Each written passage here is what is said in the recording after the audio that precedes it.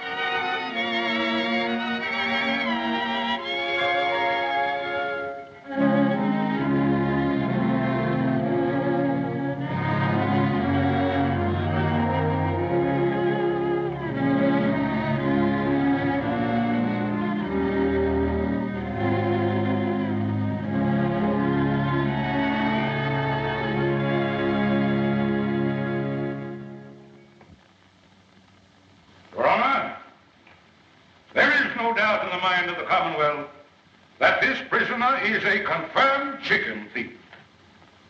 He has no place in this God-fearing community.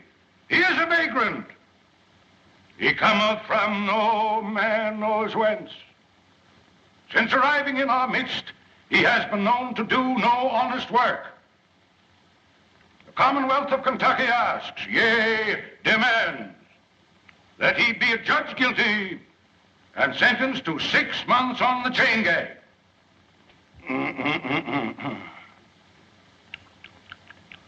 Hey, boy, wake up there. Sheriff, wake him up there. If anybody's going to sleep in this court, it'll be me. Hey, wake up. Come here, boy. There. Come on over here, right there. What's your name? Poindexter. Poindexter? Yeah. Who gave you that? Mr. Randy. Randy? You mean Major Randolph Poindexter from down at Pine Bluff? Yeah, the Pine Bluff. Oh. Well, looks like you Poindexters is always getting mixed up with some chicken somehow. Hey, Sergeant, it seems like I recollect you and Major Randy having some connection with the flesh of the fowl at one time. Don't good if we didn't. You know, Major Randy was the fire-eatingest soldier that ever chased a yank up a tree. You know, Billy, you and me pricked near starved that day when we went foraging for a snack after the Battle of Chickamauga. Chickamauga? No, it was the Battle of Kennesaw Mountain. There's no such a thing as a Chickamauga. Oh, you're both wrong. I'm not wrong. It was the summer of '63, and we were just outside of Nashville. No, Billy's right. I remember. For wasn't I there, Mitchell? Your Honor, the Commonwealth objects to this digression. Now, Senator, you know, now the point is that the Major, he acted the part of a gentleman and a soldier, and he removed the temptation from out of our path by eating up all the fat hens in the whole bunch and leaving us nothing but a lot of old skinny Dominic roosters. You remember, boy? Come to think of it, Billy, they were Plymouth Rocks. There was no such a thing that was Yankee chicken. There was Rhode Island Red. I knew because I could touch the Plymouth Rock. Yankee was Rhode Island Your Honor! Dominic. Your Honor! It was Dominic. Is this a court of law? I know that. I ask you, is this a court of law? Now, Senator, I don't get on your high horse that way. You know, we ain't in a great big hurry, but incidentally, what are you charged with there, boy? Nothing, Judge, but I wasn't there, them chickens showing up. I just fishing. Fishing? Where was you fishing? Down Sleepy River. Ain't no fish in Sleepy River. Ah, son. Ain't neither. Full of catfish. Doc's right, Jimmy. Yeah? Sure is, white folks. I catch bullet catfish in there that long. There's your proof he's lying. Here, come here. What do you use for bait? Oh, I got a hunk of beef liver. Beef liver? Yeah, I have to take the That's beef good. liver and put it on the hook and chunk it out there. Let them have the first piece for nothing, see 'em. Then you put some more on that and chunk it out there. And then they think they're going to get that for nothing. And you catch them long as you got the liver. And I go down there all the time, and I don't care nothing but that liver. Right, just with the coming on. Yeah, I remember. Oh, down there. I bet it must have been how long? Yo, sir. I told them the other night. I got to take down the judge's clothes.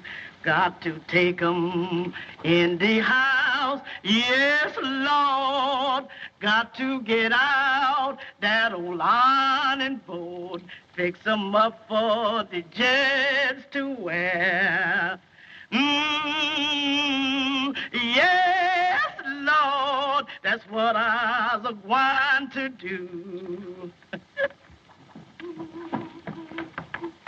Praise the Lord, Mr. Room. Is you a hand or is you ain't? Hi, Aunt Dilsey. How come you here? The judge say you up there at that college learn to be a lawyer, man. Aunt Dilsey, I got stomach trouble. Lord help you, white child. What them Yankees been feeding you? Not a darn thing. That's the trouble. What have you got for supper? Mr. Rome, you stay here. Us was going to kill the high-stepness rooster in the yard and a great big bowl of milk gravy and grits. And waffles? Don't you worry none, honey. You's home now. Miss Rome's home. Miss Rome's home. Miss Rome's home. Miss Rome's Hey, Uncle Billy! Get that baby. Hiya. Well, if it ain't wrong. Well, salt me down. What happened up there? Did them Yankees kick you out of that law school, huh? Sure they did, with a diploma. You're now looking at a full-fledged member of the bar. Let me look at you. Full-fledged, my gizzard. Yeah, lawyer. You know, you better get your britches half sold, because you're going to sit around a long time before you get your first client. Well, I don't mind, Uncle Billy. You know what happened to me before I got my first client, don't you? Lord, I sat through 2 Republican administrations before I...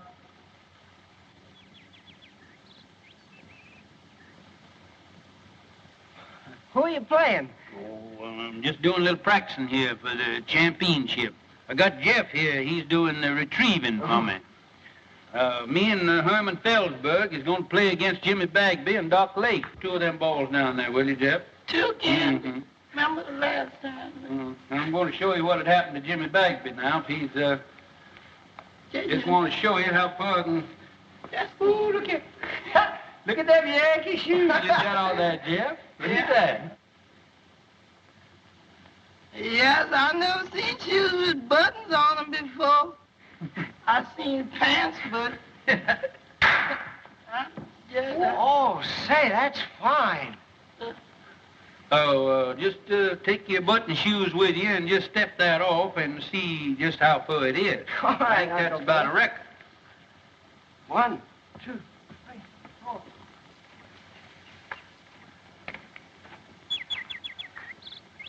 Hello.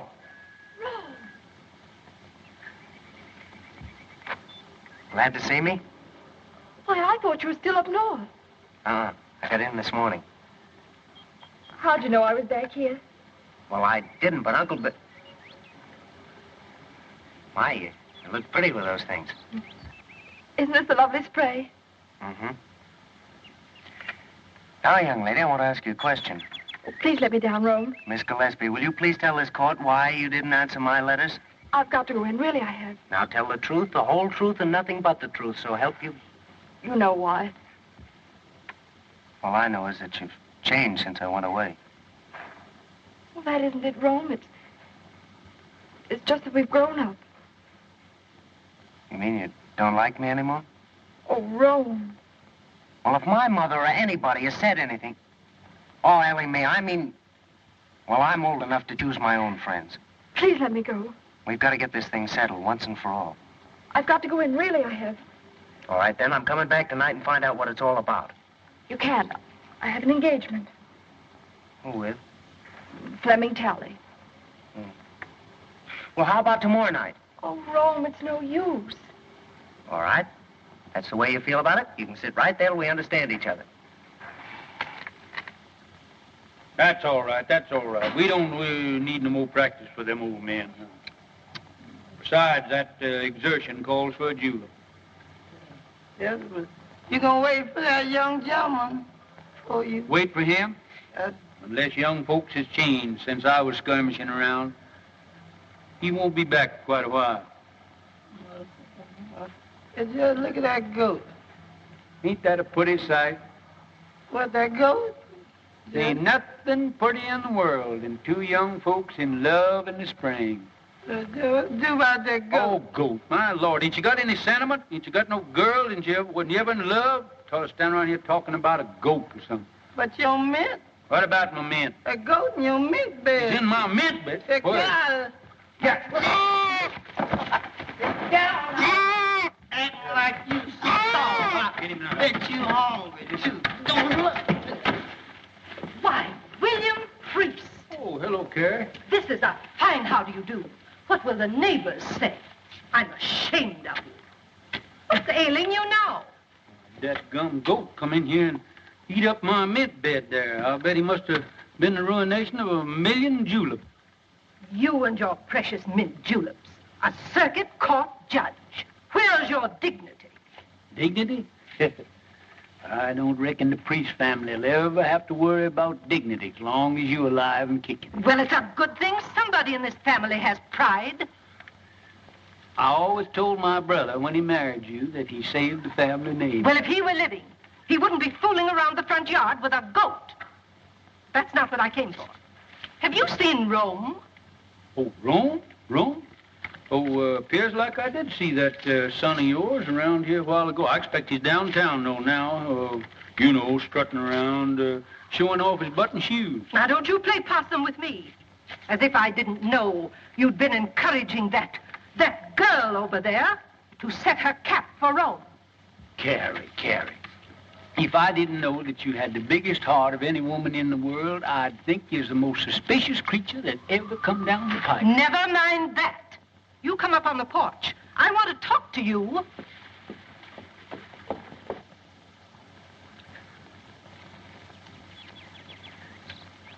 If I'd have known that's the way you felt about it, I wouldn't have hurried home so fast. I'm sorry, Rome, but after all, you have your career, your family, and everything in the world that matters to you right here. I don't think you care what matters to me. That's not fair, Rome. After all, I'm only telling you for your own good. William, I'm not a woman to beat about the bush. This business of Rome and that girl next door has got to stop. What do you got against Ellie Mae? She's an awful sweet girl, seems to me. She's got gumption, and she teaches school, and supports herself. I don't want to be unkind. She may be a very nice girl and all that. But after all, Rome is one of the Kentucky priests. And the name of priest means something in Kentucky. Well, I've never heard that it meant intolerance. It means good stock and family pride. You know the kind of stock she comes from. Yeah, her ma come to this town penniless and died, giving birth to Ellie Mae. I remember the night. She was a frail little woman. Wasn't any bigger than Ellie Mae is now. And just as pretty. But who was her father? Well, nobody don't rightfully know. Well, family may not mean anything to you, but it means a whole lot to me. I'm not going to have my grandchildren come into the world under a cloud. You haven't by any chance picked Hod Maydew as their grandpappy, have you? Oh, I know you've never liked Senator Maydew, but you can't say anything against his folks. They've got money, They're an old family, and Virginia's a lovely girl. She's always been crazy about Rome. He could do a lot worse. Well, I guess me and Rome, we ain't got anything to say about it. I knew you'd come around to my way. You gonna stay for supper, ain't you, Carrie? Not tonight, thank you, William. The daughters of the Confederacy are having a chicken supper at Cape Maydew's, and I'm late already. Looks like you daughters get more ferocious every year towards Yankees and fried chicken. You got your badge on there. Yes. Mighty pretty. Good night, William. Sometimes I think you women got more badges and medals out of the soldiers did. Good night, Carrie.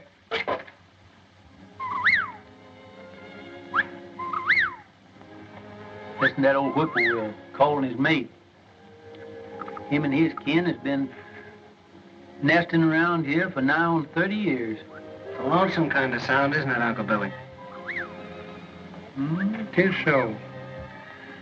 You know, the good Lord never meant for nobody, either man or bird, to live by themselves. Uncle Billy, why didn't you come and live with us after Aunt Margaret died? Oh, I never could stand your mom's cooking.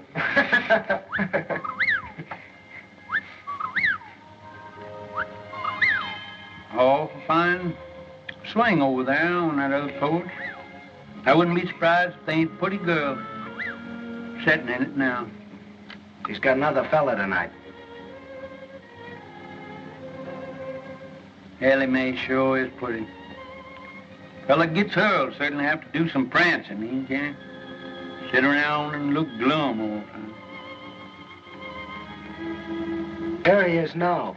Who? That Flem Tally. The barber? Yeah. Gives off a poor shave. Whoa. Whoa, babe.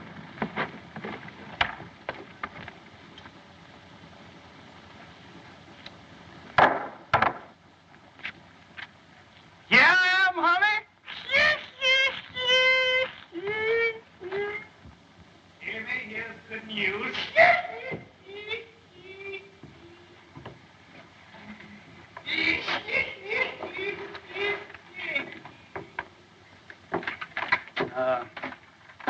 Son, there ain't nothing will get your mind off women folks like work. Will you run back in my library there and get my old Kentucky Code of Statutes? It's an old calfskin book up on the top shelf there. That gets me, that brand there. Long years, I'm just gonna see if I can't stop him. Gabby Rives and Joe Herringer, you know, the boys that work for me down at my barber shop. Well, they comes to me tonight and wants me to go over to Old Town. Some high-flying gals over there. But I tells them no. I can have all the fun I want right here at home. Now, guess who I was talking about? Couldn't I make you some lemonade? Lemonade? Sure, honey. And I got something to sweeten it with. Right out of the mountains and kicking like a mule.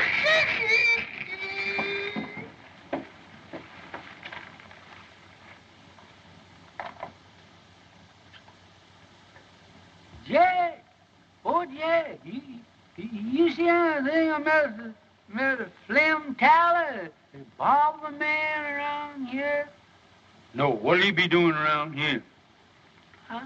I don't know, Judge, but they're headed this way for him. What are you talking about? Who's they? Some lady's pappy, two-barrel shotgun.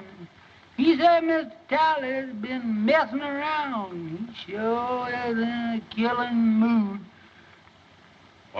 You mean that he's going to annihilate him? No, sir. He just going to shoot him. That's all. Well, there ain't a thing that I can do about it. My job don't stop until they've got him all laid out in the morgue, full of buckshot, cold and dead. and ready for burial. Then I steps in. But you, Judge, you the law. Oh, I can't do a thing about it, as I said before, until the shooting is over. And then I'll certainly see that the murderer gets a fair trial.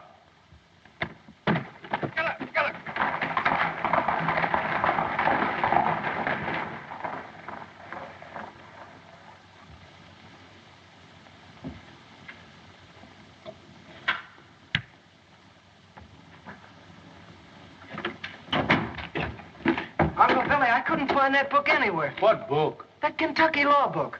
Oh, maybe I didn't have one. Ellie Mae's waiting for you over there. What? How do you know? Are you sure? Now, don't be standing here like a jaybird gawking when I tell you she's waiting. Go on out of here and go.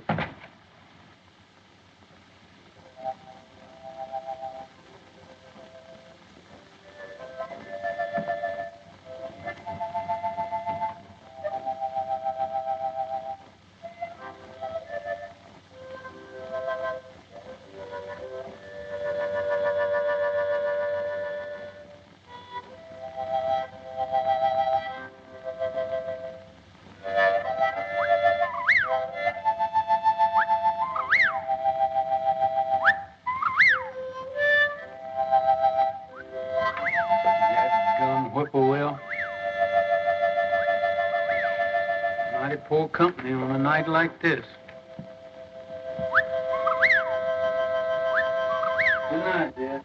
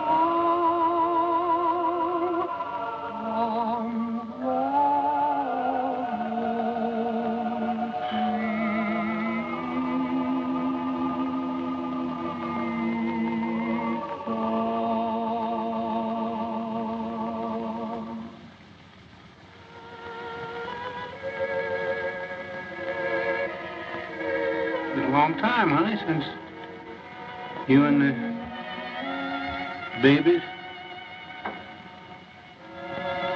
went away. Oh, Rome come home tonight.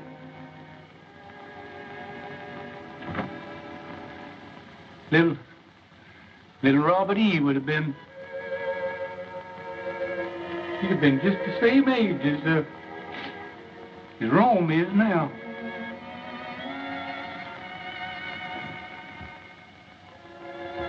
I guess it's Rome coming home is what makes it seem more lonesome than ever around here.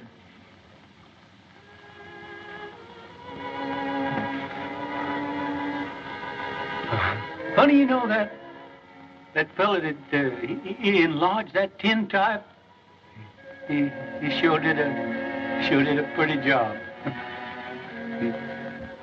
I wish you could see it, honey.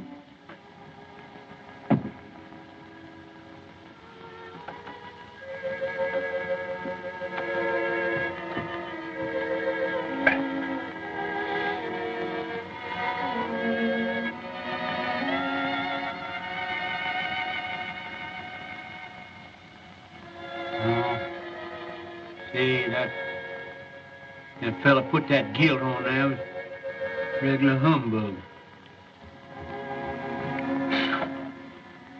get that fixed.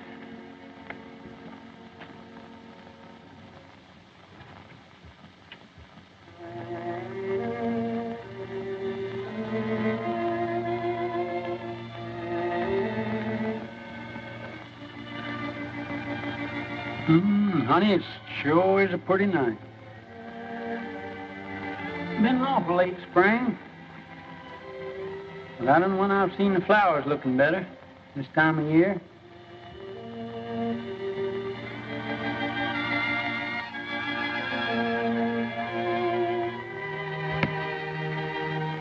People are funny things. Always got their eye set on something.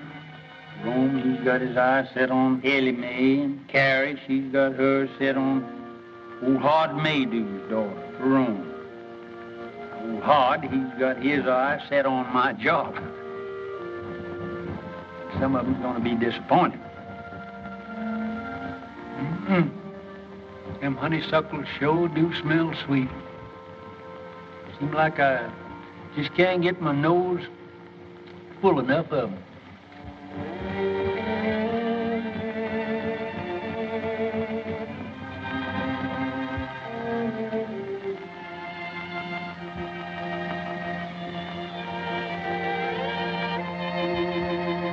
That burn, honey. There's Bob Gillis over that grave.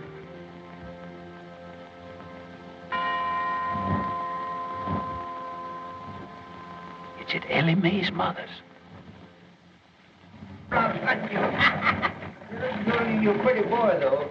Yes, sir, you is.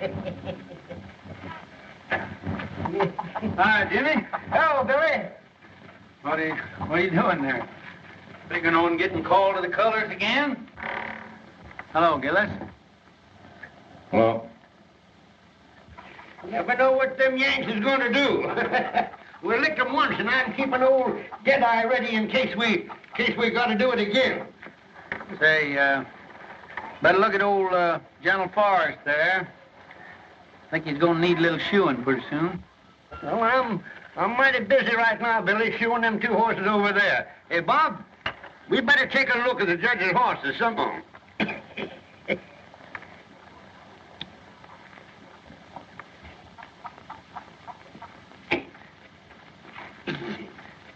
Have a snifter? Good corn. You can smell the feet of the boy that plowed it.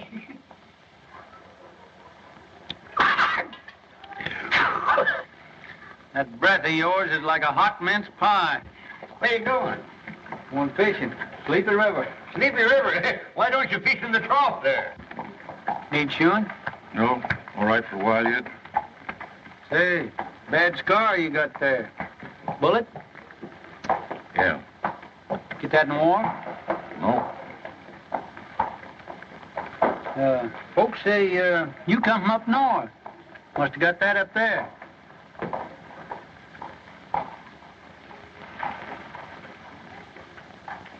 We'll talk to Jeff first, find out anything.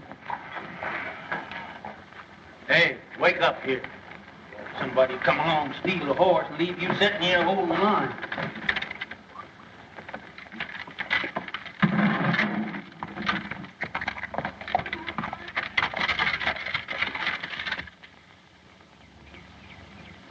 All right, come on with that beef liver now. The bait, is in bait bag. All this keeping head Hurry up now. and liver. Oh, gee, don't tell me you ain't got it. It looks like that liver them walked off by itself. Lord. Here, Oh, I'm going to catch any catfish and ain't got no bait. Take this dime now and hurry on back to town and get me that beef liver. all right, sir. Hurry up now. All right. Actually running now. This is the way it is. You going to put your shoes on? Look, I'm saving in case my feet wear out. And then I have them. Much sitting around as you do. It won't be your feet that'll wear out.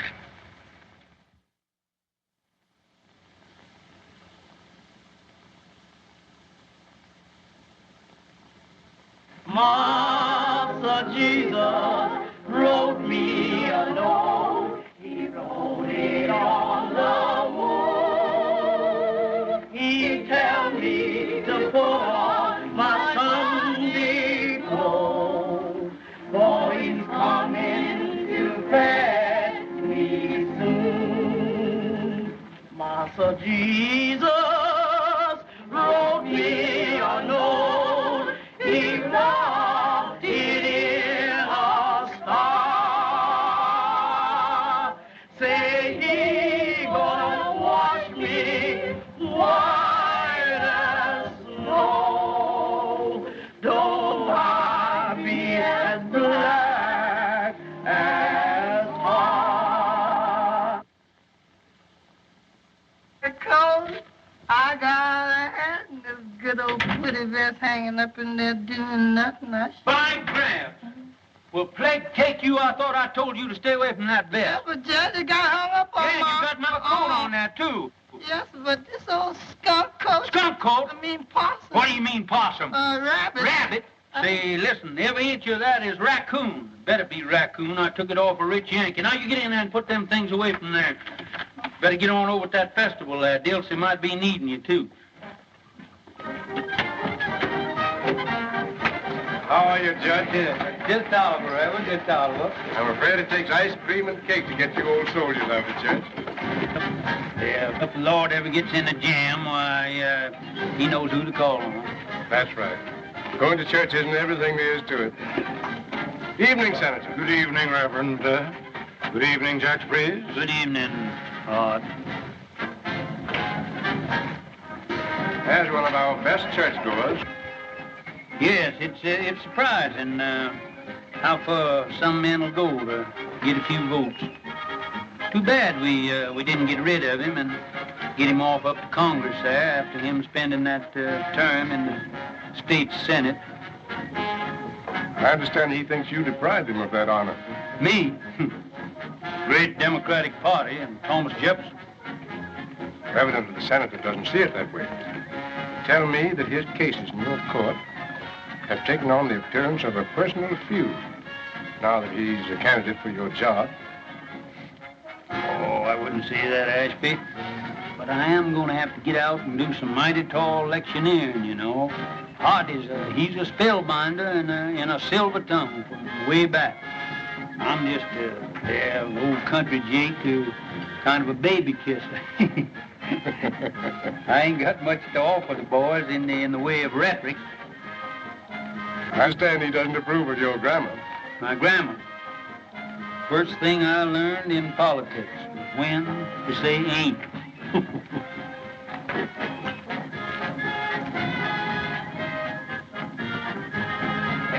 Speaking of ice cream, did I tell you about Shiloh? Didn't I? Wait a minute, Doc. Wait a minute. How did you hear this? Well, come here. Come on back here. I want to hear this.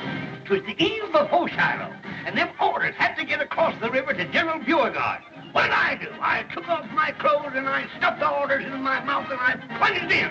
It was pitch dark. Well, sir, I was going... Good evening. Swimming again, Jimmy?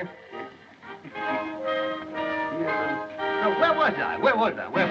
Right in the middle of the river. Yeah, yes, sir. There you're swimming in 12 miles to go yet. And there I was, swimming and swimming, diving under and around. Yankee gunboats all around me, surrounded by Yankee gunboats, and me dodging right in... Gunboats?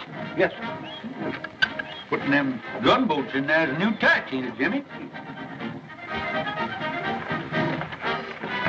Now, Rome. Now, don't you young people think you have to entertain us old folks? That's right. Run along now. They're getting ready for the candy pull. Perhaps Rome has other plans. Oh, no, he hasn't.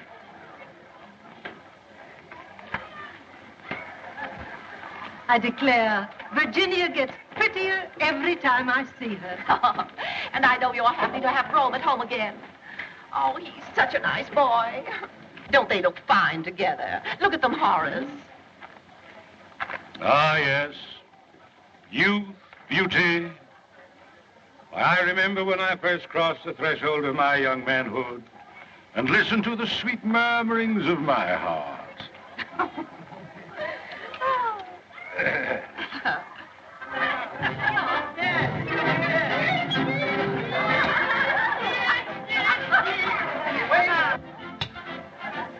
double portion, please. You have a full portion there. Oh, but we can pay for it. Can't we, Ro?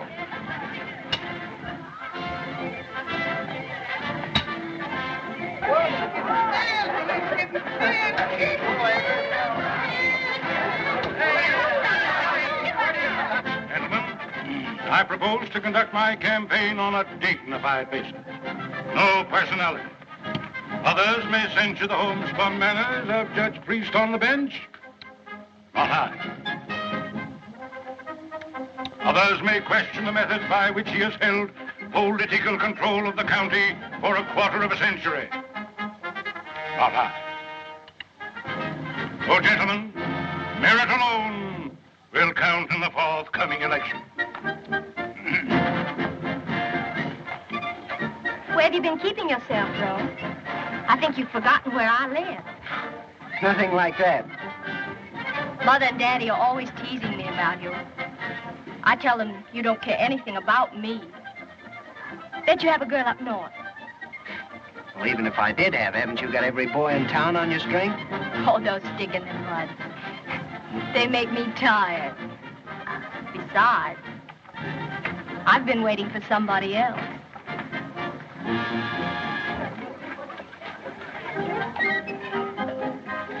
Attention. Say, what's the prettiest gal at the festival here, moping around back here by herself, huh? You want some taffy, Judge? I ain't much of a taffy puller.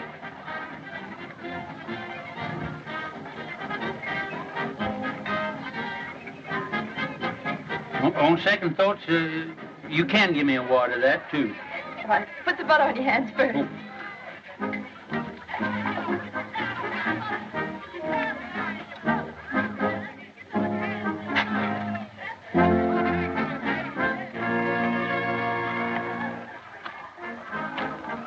Oh. Uncle Billy. Oh, no. You ain't doing that right. What's the matter with it? Here, let me see your hand. You ain't got no butter on there, no wonder. Here, let me show you. Here, put mine in here. Let me show you. There. Go on up there, run on up there and put some more stickum on your hand there. Go on, right up there. All right, Uncle Billy. That's it. Now, here, put that right over in there now. Now, here. Now, that's the thing, candy pulling. You got to keep your mind right on it. Look, that's how you're getting it all on your hand. Keep your mind on what you're doing there now. Lord, you pulling candy with champion candy puller of this neighborhood now.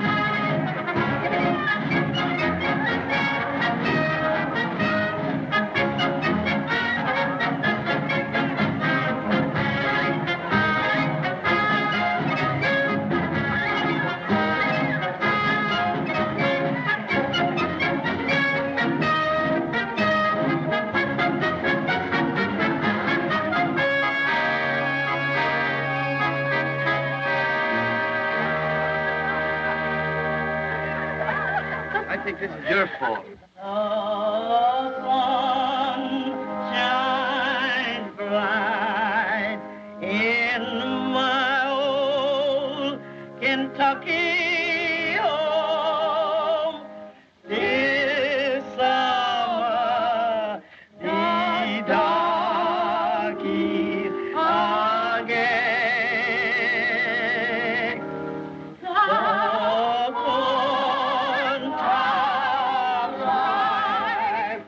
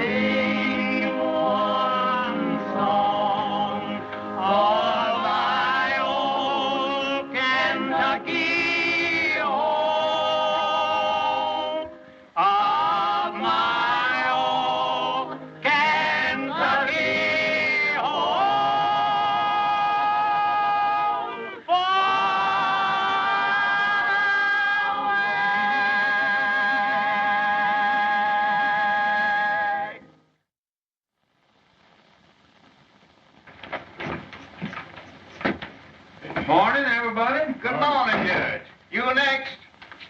Say, Flem, you got the only lively spot in town.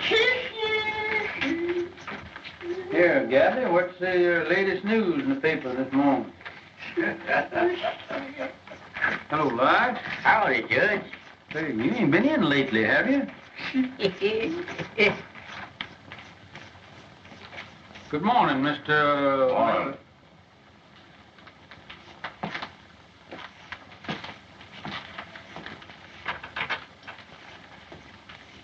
Nice day. Yeah. Oh, Flem, here she comes.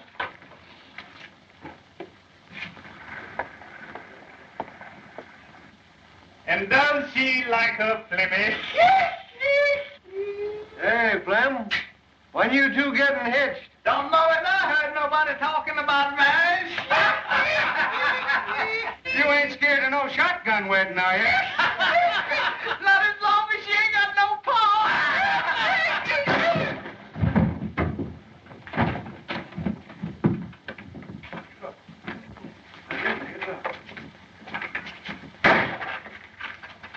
Say, that fellow's going to make himself mighty unpopular around here. That's right, Judge. Yeah. There's about 2,000 male citizens here that's going to be mighty sore at him. Yeah. When they find out that he punched you in the jaw before they could.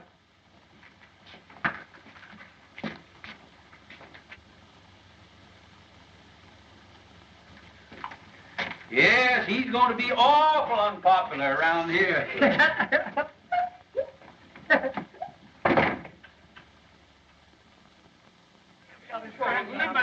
We're not licked to the last shots fired. You ain't going to have no excuse. I got the grounds in good shape. Yeah. You choose up with Billy. There you go. Yeah. 1, 2. Oh, your hands shook. Who starts, Herman? Yes, sir.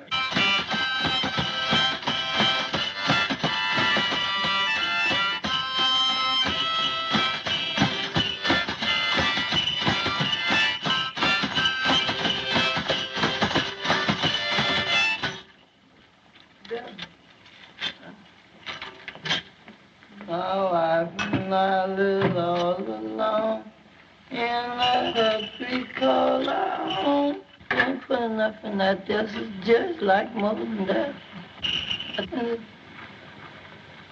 Yeah, enough. You got to spare one of them. This is she really. I ain't trying to take it with you. I just say. Always think somebody trying to. Hey! Cut them monkey shines. How you expect a judge to win that croquet game with no solace in his stomach? Hey, Dusty, you done forgot the jug. The jug here. All right, you can't say I never told you now. Leaving somebody here with all this stuff. I bet she gonna blame me for... Don't see you around much. No. Kind of keep to yourself, don't you? Yeah.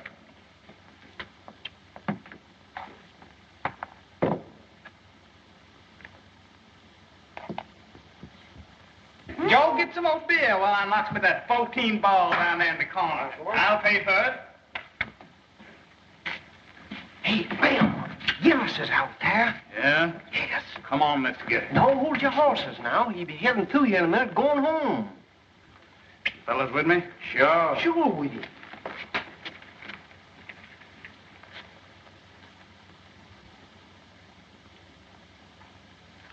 Another? Nope.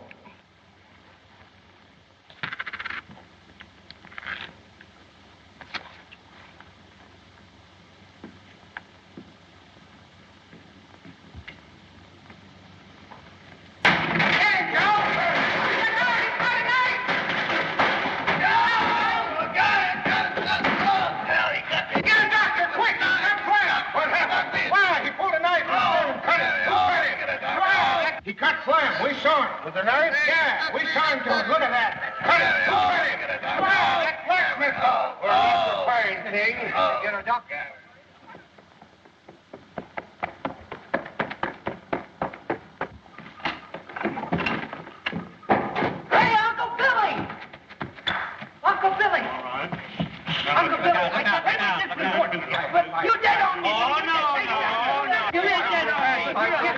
get out of here. You already out of the game. Get out. You're out. Get out of here. Oh, no. Go on. Get away. Uncle Billy. He missed it. Rome, please, will you? Wait on this is an important game here now. Keep still.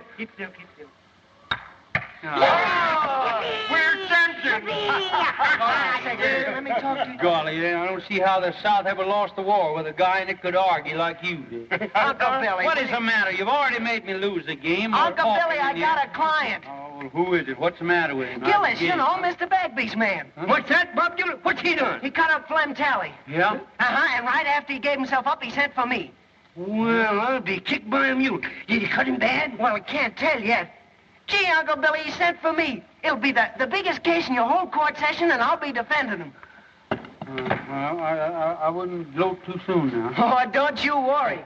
Hey, Ellie Mae! Hey, yeah, I'm going to get down to the jail and see what that fellow's got to say for himself. I'm going to see Tally. Darn robbers, they robbed us out of that, Herman. Now, you better get on down there with me because you're liable to get a chance to go as bail. Ellie Mae! Ellie Mae, I got a client.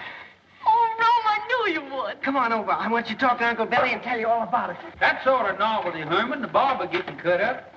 Whoever cut him up couldn't have cut him much if they used the barber's razor. Where's Rome? I won't have it, that's all. He's getting mixed up with that kind of people. Oh, what's he done now? Well, he's done enough. Mother, what's the matter? Something wrong? If you're in the habit of discussing your affairs before strangers, I'm not. Well, Ellie Mae's not a stranger. Excuse me, Rome, I'll go. No, wait. All right.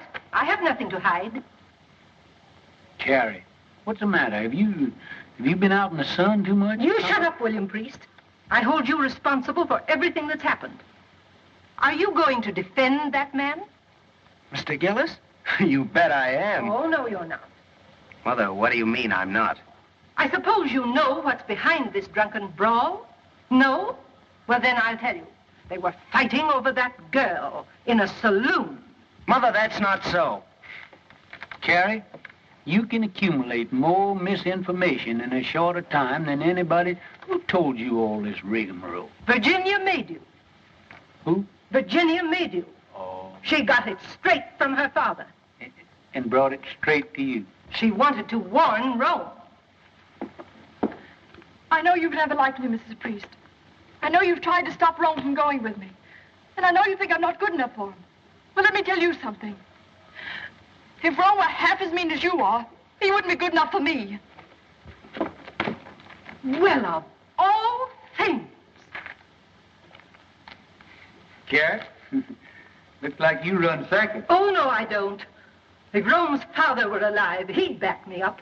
Rome's already got himself talked about all over town with this girl, and I'm not going to have him publicly defending her in court. Well, Rome, see how your mother feels about it, so looks like you lost your first client. It's certainly hard to get, too. No, Uncle Billy, I haven't lost anything. Rome! Mother, I think I'm old enough to know my own mind. I said I'd defend Mr. Gillis, and I'm going to go through with it.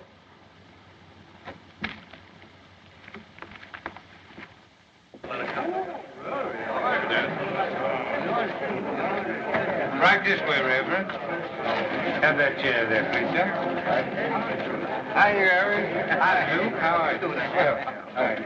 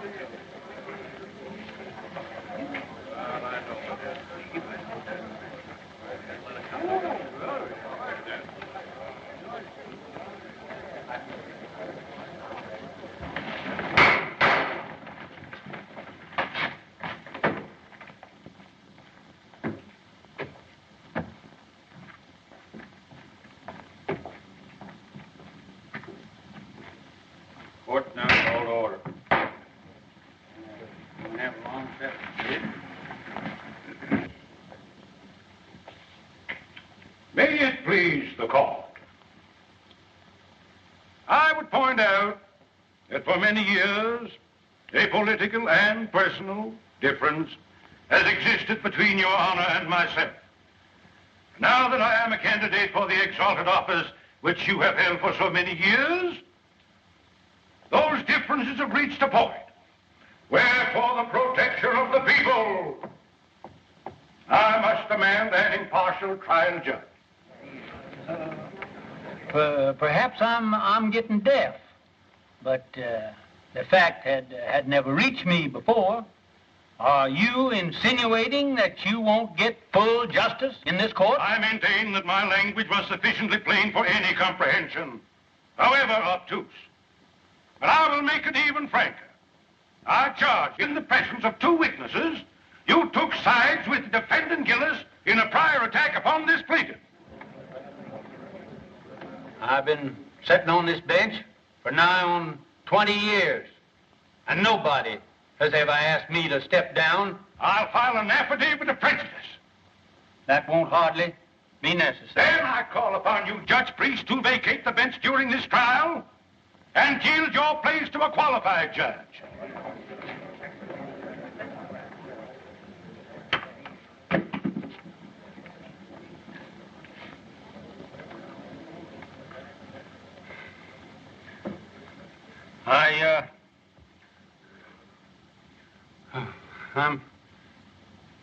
I'm not denying, Senator, that you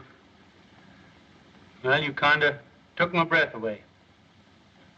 I guess I had just sort of got the habit that I was took for granted here on this bench. Gosh, I was pretty near raised in this courtroom. When I quit fighting, 65,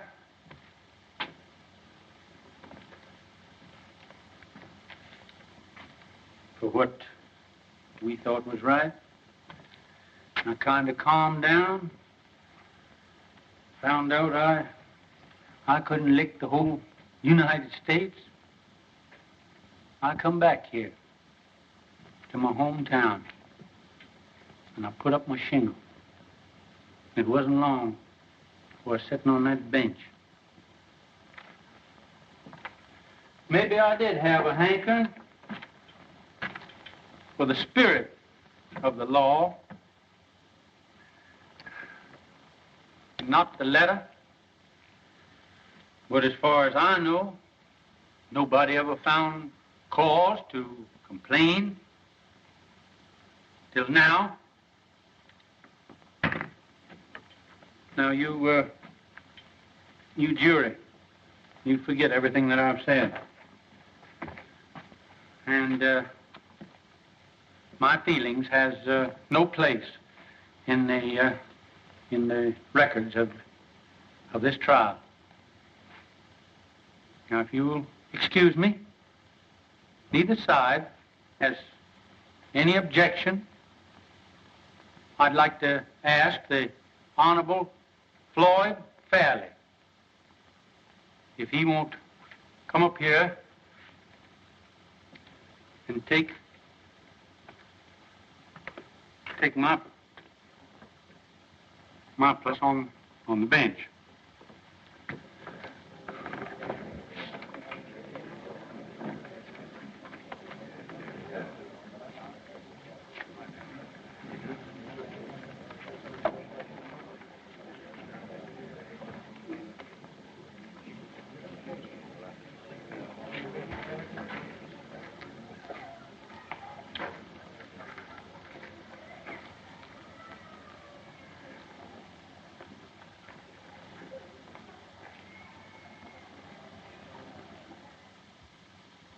Well, what happened then?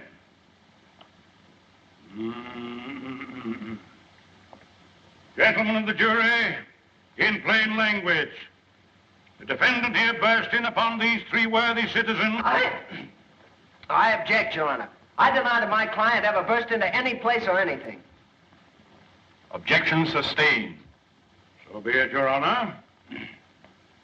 Nevertheless, Nevertheless, I shall demonstrate that my young friend's client here did burst into something. That armed with a lethal weapon, to wit, a dirk, dagger, or knife of deadly length and deadly sharpness, he burst into Mr. Talley's quivering flesh. I object, Your Honor. Objection sustained. Your Honor's humble servant bows to Your Honor's august ruling. In due time, Mr. Talley's scarred and mutilated person will bespeak the verity of my claim with a silent eloquence far exceeding the powers of my poor tongue.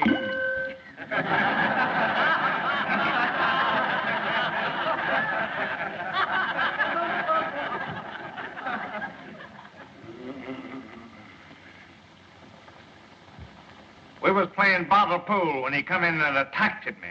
Didn't you attack him with a billiard cue? Not until after he come at me with a knife. Well, it's just like Flem says. We wasn't paying him no mind, and he come looking for Flem. But weren't you three all armed with billiard cues? Well, never heard of nobody playing pool without them.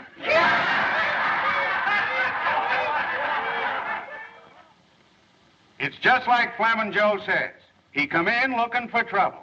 You don't like the defendant, do you? Who does?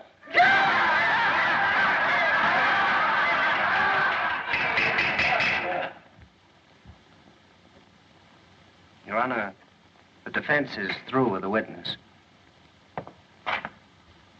I should think my young learned colleague would be glad to be through with the witness. Your Honor, the prosecution rests.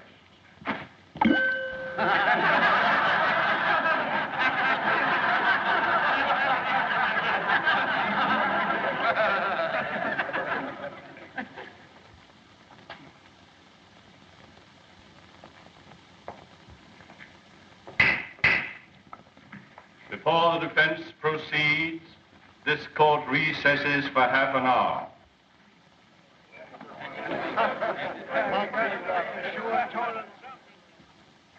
I don't know why you did it, Mr. Gillis.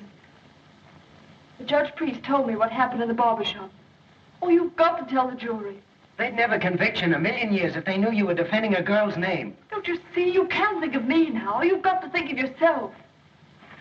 Look, Mr. Gillis, I don't want to bring Ellie Mae's name into this thing any more than you do. But she's right. They can give you 10 years for assault. And the way Maydu's working on the jury, they'll give you the limit. Oh, you've got to tell the truth, Mr. Gillis. Don't you see? You've got to. I ain't going to tell him anything.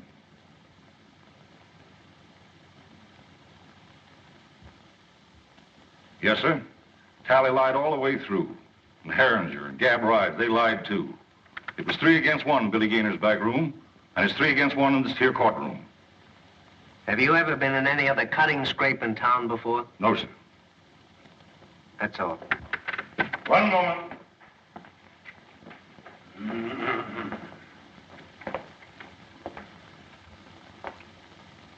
Where do you come from, Mr. Gillis? I ain't a saying.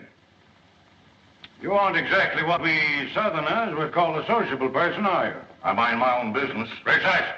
Except when you go looking for trouble. I don't go looking for trouble. But I ain't the one to run away from it. How long have you had a grievance against Mr. Talley? We had a run-in a few days before he jumped me. Oh, a run-in, eh? And what was this run-in about? Well, come on, tell the jury. What did you hate him for? I ain't a saying. Then you didn't have any reason for knifing. I didn't say that. Well, make up your mind. Why did you hate him? I ain't a saying. Your Honor. Anything further? That's all, Your Honor. The defense rests.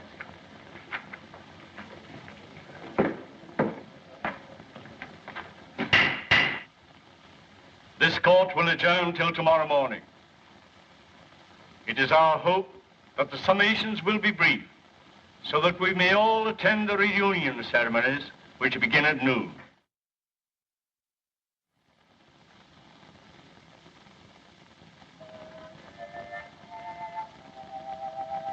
Well, Andy, yes. Hey, this is a pleasure. I don't get the chance to do this often. You certainly does me honor. Here, Jeff, make the Reverend comfortable, lad.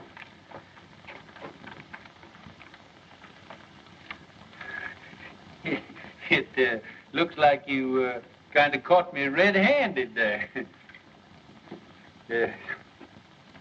Could I, kind of inveigle? Been a long, tiresome day, and it's mostly mint.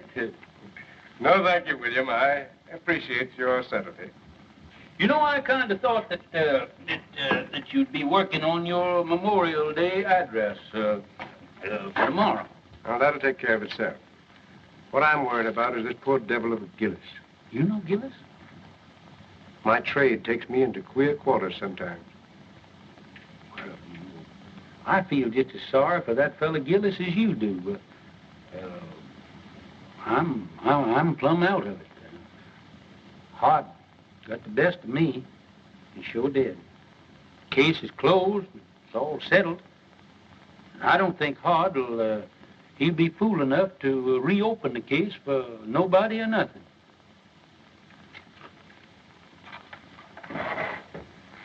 William, I have a duty to perform. A Christian's duty. I'm going to violate the sacred confidence of another. I'm going to break a pledge of secrecy because it's the only course that I see that lies before me. I'm listening, Ashby. 25 years ago.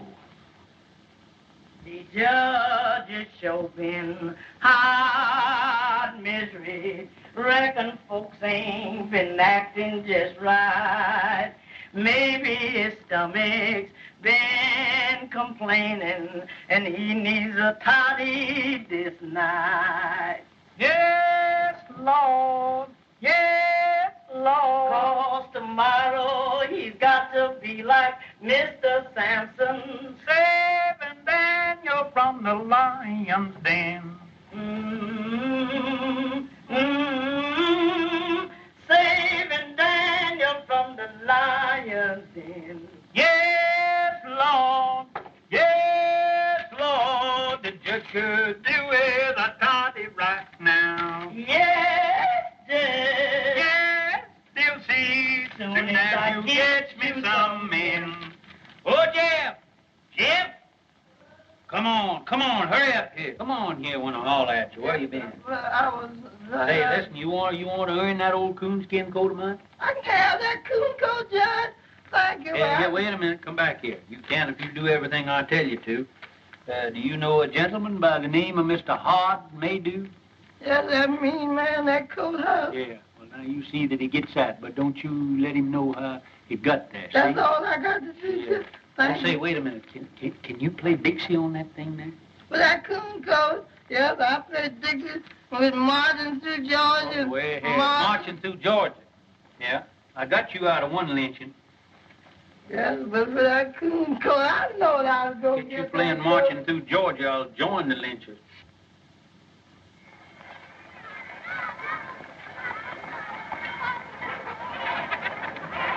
Hello, children. What do y'all got in your basket? Oh, the chicken. Well, that's what I got. That's what the judge likes.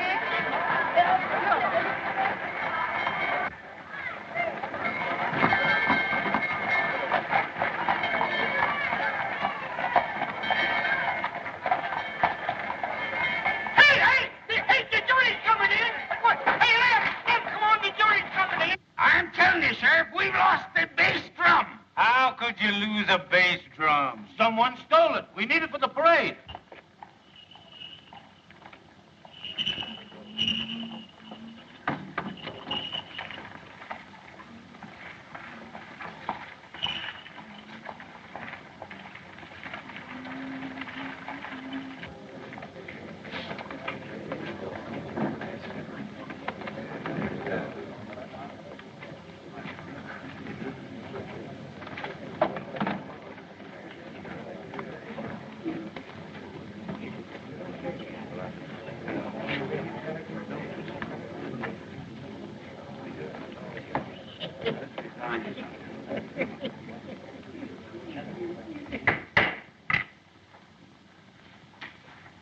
You may begin your summation, Mr. Prosecutor.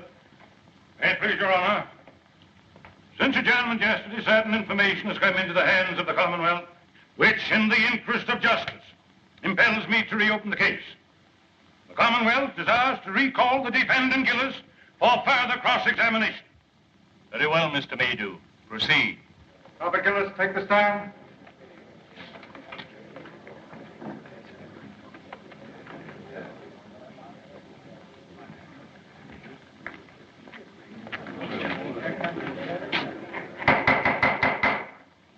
Your Honor, as I recollect our procedure, for the time being, I'm an ordinary member of the bar. In good standing?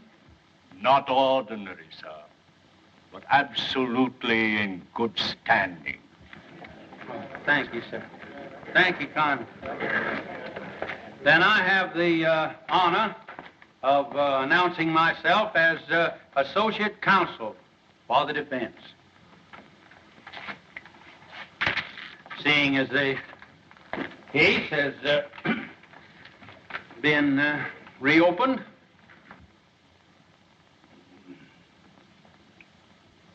Mr. Gillis, were you always a man of turbulent and violent nature? I always left them alone as left me alone. Is that so? What was the name of the man you once upon a time murdered? I never looked on it as no, it wasn't murder. A man was killed, wasn't he? Yes. And they stuck you in jail, didn't they? Yes. And they charged you with murder, didn't they? Yes. And the jury found you guilty, didn't they? Yes. Were you sentenced to be hung? No, I went up for life. Did you escape or were you pardoned? I ain't a-saying. And I won't tell you no more no matter what you ask me. You don't need to. JudgePriest, your witness. no questions, Your Honor. But, Uncle Billy, Hasn't the defense any evidence to offer in rebuttal, JudgePriest? One character witness, Your Honor. Mr. Clerk, will you kindly call Reverend Ashby Brand? Brand.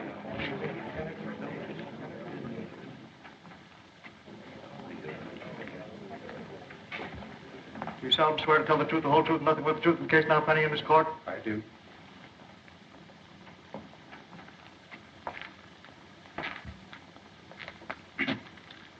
Reverend Brand, before you come to this town, what was your occupation? In my early manhood, before I took holy orders, I had the honor to be a captain of artillery in the late war. In the War of the Rebellion? No, sir. The war for the Southern Confederacy. Yes, sir. You're right, sir. That's right. He's right. My error. One moment, please, Your Honor.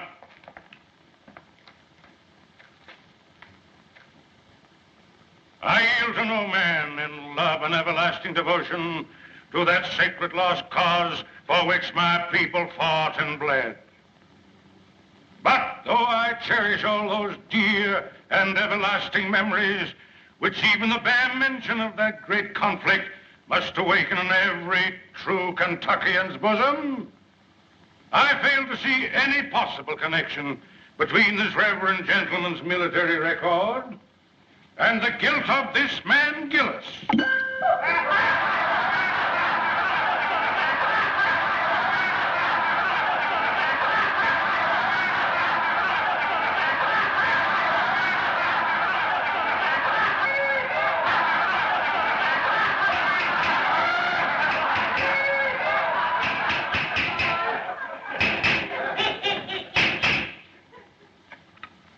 I think the court will commit no grave legal error by allowing a minister of the gospel to tell his story in his own way.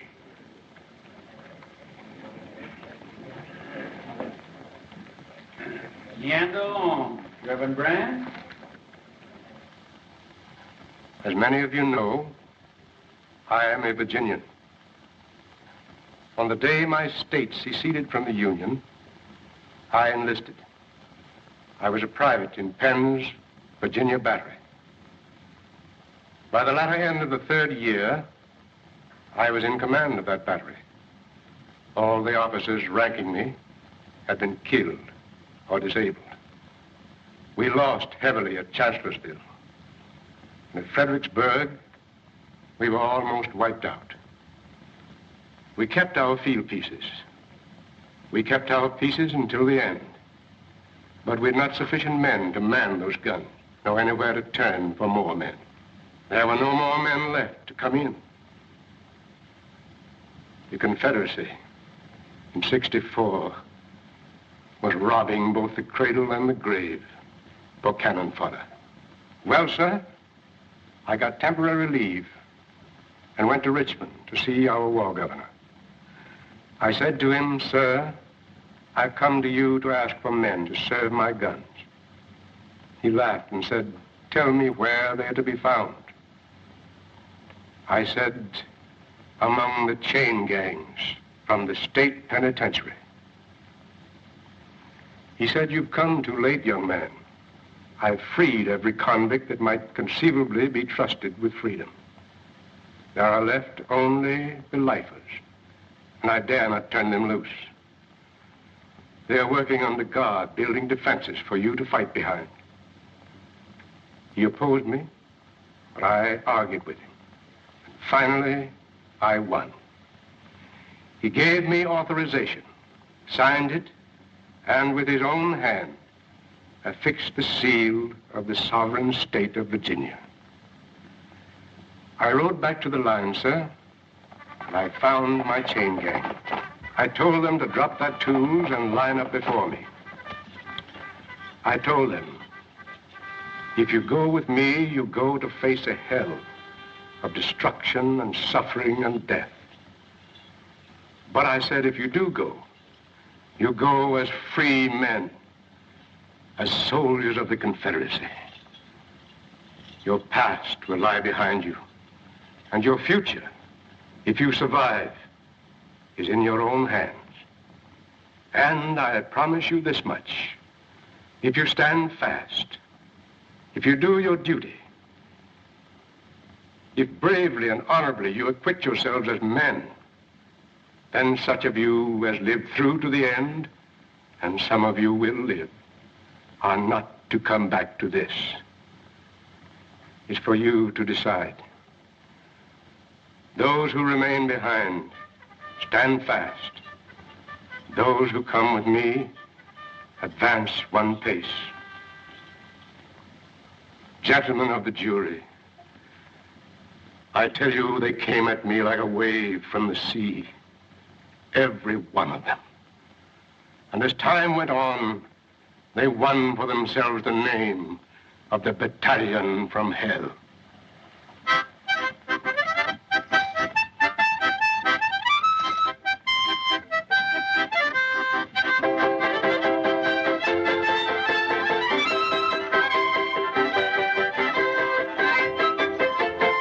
Those men, those felons, with the scars of their shekels still on their legs, they fought for the South like men, none better.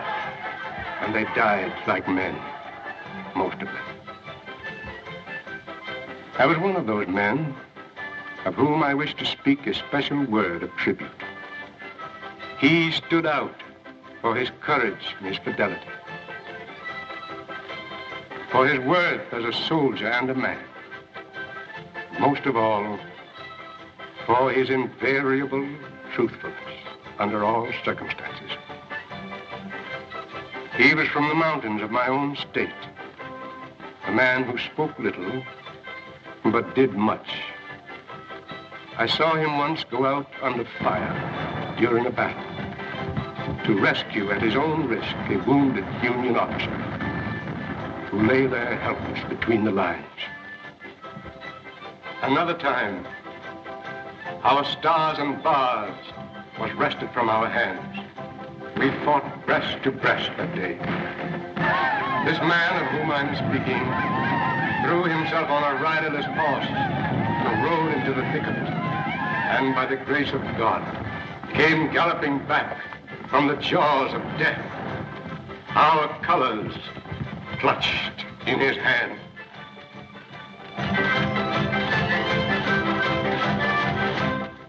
And another day, when every man who served his gun, excepting him, was down, I saw him when the Union infantry charged, sitting astraddle his useless gun, and with a rammer for his only weapon, waiting for the enemy to come within reach. A countercharge from our infantry saved him.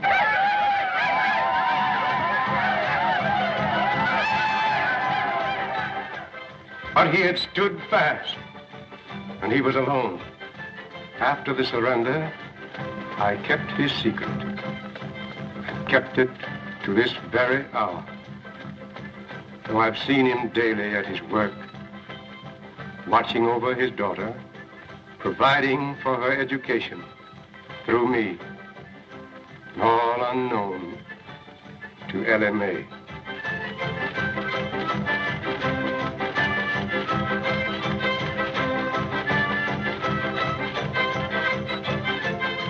Gentlemen, as a soldier, I knew that man as Roger Gillespie. You know him by the name he now wears, Robert Gillis. Hooray for Jeff Davis, the Southern Confederacy, and Bob Gillis!